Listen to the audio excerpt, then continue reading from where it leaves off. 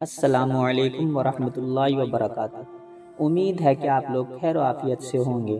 اللہ کریم آپ لوگوں کو اپنے حفظ و امان میں رکھے۔ آج میں آپ کو ایک ایسا وظیفہ بتا رہا ہوں جس کے پڑھنے سے کبھی بھی رزق میں کمی نہ ہوگی۔ ہمارے نبی کریم صلی اللہ تعالیٰ علیہ وسلم کا فرمان ہے، تو اس ویڈیو کو لاسٹ تک دیکھیں۔ حضرت عبداللہ ابن مسعود رضی اللہ تعالیٰ عنہ جب بہت بیمار تھے تو حضرت عثمان غنی رضی اللہ تعالیٰ عنہ عیادت کے لیے تشریف لے گئے اور جا کر کہا کہ آپ بڑے بیمار ہیں اور آپ کی بیٹیاں بھی زیادہ ہیں، میں چاہتا ہوں کہ خزانے میں سے کچھ مدد کروں۔ تو سیدنا حضرت عبداللہ ابن مسعود رضی اللہ تعالیٰ عنہ اٹھ کر بیٹھ گئے اور کہنے لگے، امیر المومنین، اللہ آپ کو میری طرف سے اور میری بیٹیوں کے طرف سے بہتر صلہ دے۔ میری بیٹیوں کو کسی خزانے کی ضرورت نہیں، میں نے انہیں خزانہ دے دیا ہے۔ کہا، جناب آپ نے کون سا خزانہ دے دیا ہے؟ میں آپ کی مالی حالات جانتا ہوں۔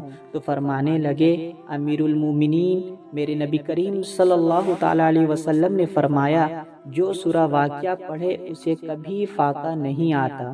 میں نے اپنی بیٹیوں کو یاد کرا دی ہے اور یہ خزانہ میں نے اسے دے دیا۔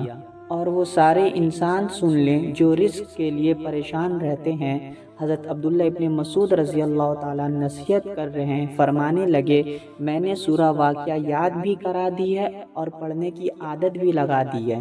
حضور نے فرمایا، جو سورہ واقعہ پڑھے اسے کبھی فاقہ نہیں آتا۔ کہنے لگے، چاند اپنی جگہ چھوڑ سکتا ہے، سورج گر سکتا ہے، تارے ٹوٹ سکتے ہیں، لیکن ہمارے نبی کریم صلی اللہ تعالیٰ علیہ وسلم کی بات کبھی غلط نہیں ہو سکتی۔